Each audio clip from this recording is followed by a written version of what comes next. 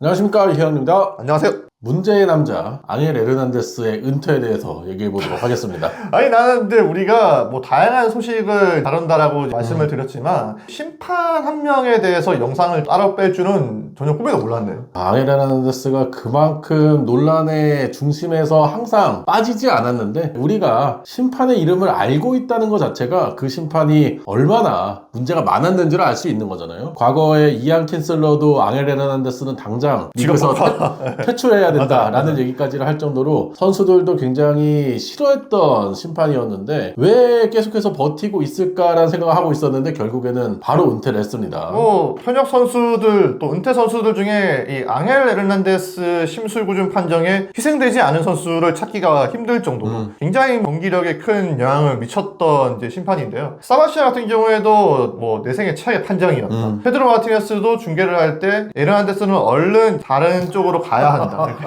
이런 식으로 말을 할 정도로 정말 많은 선수들이 입을 모아서 에르난데스에 대한 좀 아쉬움을 토로했었거든요. 에르난데스가 이제 은퇴를 하다 보니까 거의 뭐 양복전, 네, 앙헬 강정기가 끝났다라는 식의 반응들이 나와서 정말 놀랍습니다. 그 예전에 본인을 포스트 시즌 심판 로스터에서 제외했다고 사무국을 또 고소한 적도 있었잖아요. 네. 뭔가 자기 객관화가 잘 안 되는 심판이긴 했어요. 이게 에르난데스가 물론 뭐 디비전 시리즈, 챔피언 시리즈 다 심판조에 들어간 적은 있는데 이 월드 시리즈가 2005년이 마지막이었거든요. 그쵸. 근데 2005년 이후에 본인이 월드 시리즈 이 심판조에 배정이 되지 못하다 보니까 이게 이제 좀 문제가 있다라고 사무국을 고소를 한 바 있습니다. 근데 이제 사무국에서 내세웠던 변호사가 요목조목 막막한 거야. 왜냐면 에르난데스가 여러분 이번에 보시면 아시겠지만 이 에르난데스를 뭐 칭송하는 기사는 1도 없었고 심지어 에르난데스의 이 오심에 대한 퍼레이드를 일단 순위로 매기는 글들이 제일 많았어요. 이제 그만큼 이 사무국에서는 반박할 수 있는 자료들이 충분한 거예요. 차고 넘치는 거지. 그러니까 재판부에서도 이렇게 많기 때문에 에르난데스는 당연히 이렇게 중요도가 높은 경기에는 배정받지 못하는구나. 오히려 이 사무국의 합리성에 대해서 손을 들어줬잖아요. 그리고 본인이 이제 쿠바게다 보니까 인종차별이 받고 있다. 소수 인종의 차별을 받으면서 이 조장으로 승격하지 못하고 있다. 이렇게 또 이제 주장을 했습니다. 근데 이건 좀 터무니없는 주장이라고 봐야 되는 게 사무국이 그 뒤에 공개를 했던 게 얼마나 좀 투명하게 심사가 이루어지는지를 보여주다 보니까 역시나 이것도 재판부가 인정을 하지 않았었죠. 제가 본 앙헬 에르난데스를 그나마 옹호했던 사람이 에런 분이었거든요. 에런 분이 물론 잘 못 본 거는 맞지만 너무 과하게 비난을 받았다라면서 그래도 은퇴하는 길을 좀 위로를 해주는 모습이긴 했습니다. 제가 봤던 분 중에서는 이렇게 앙헬을 유일하게 좀 약간 옹호하고 두둔했던 건 조 웨스트였습니다. 동병상련이네. 네, 여러분 조 웨스트 기억하시죠? 예, 심판 역사상 가장 많은 경기에 출장을 하고 이제 은퇴를 했지만 역시나 박수받지 못하고 떠났던 그 심판계의 3대 악명 높은 심판이 이제 조 웨스트가 수장이었어요. 그렇죠. 그 뒤에 앙헬, 그 뒤에 버크너 이렇게 있었는데 조 웨스트가 그래도 앙헬 에르난데스의 볼판정의 정확성 최악은 아니었다. 그게 할 말이야? 물론 최악은 아니었겠지. 본인이 있었으니까.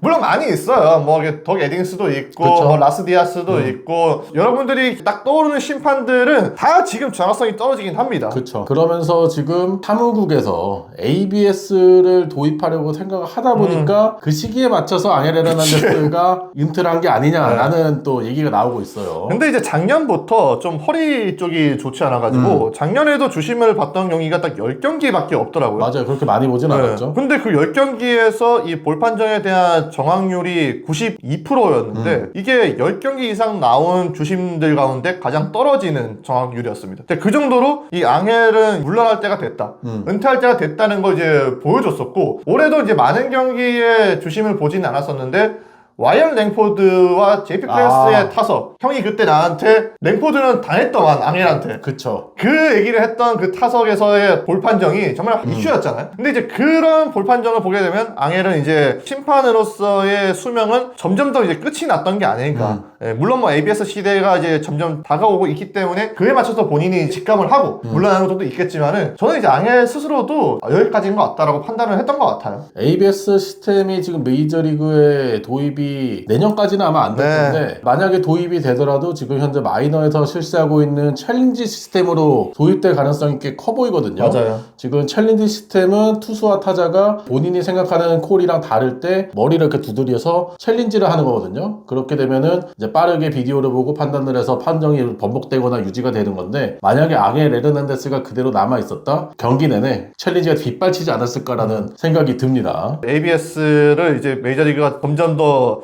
도입하는 거에 대해서 준비는 하고 있는데, 당장 내년에 실시하지 않는다고 발표했잖아요. 근데 이제 국내에서는 KBO 리그가 이미 ABS를 전면도로 도입해서 실시를 하고 있다 보니까 이게 좀 온도차가 있더라고요.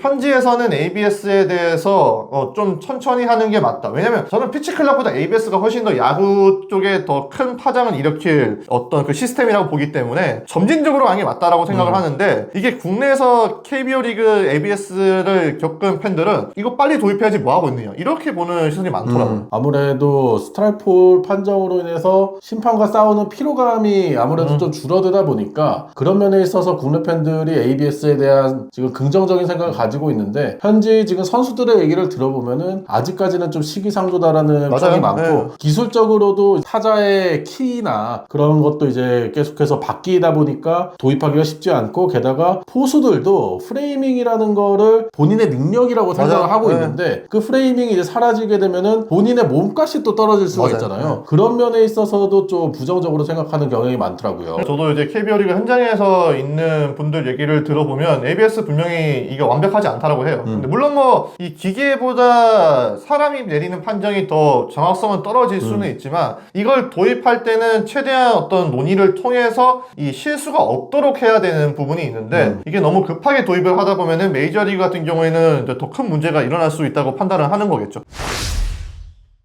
저희가 오늘 앙헬 에르난데스 심판의 은퇴와 함께 ABS 도입까지 얘기를 해봤는데, 여러분이 생각하는 ABS의 도입에 대해서도 이제 댓글로 좀 많이 달아주시고요. 예, 앙헬란드스 이제 보내면서 제가 마지막으로 이 기사에 글에 썼던 문구가 있습니다. 모두에게 환영받지 못했던 심판이 마지막이 되어서야 모두가 환영하는 판단을 내렸다.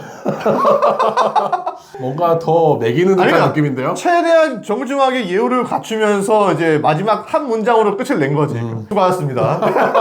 다시 보지 맙시다. 네, 앙헬 에르난데스 수고하셨고요. 다시는 정말 보지 않았으면 네. 좋겠습니다. 여러분 구독과 좋아요 부탁드리고요. 다음에 뵐게요. 안녕.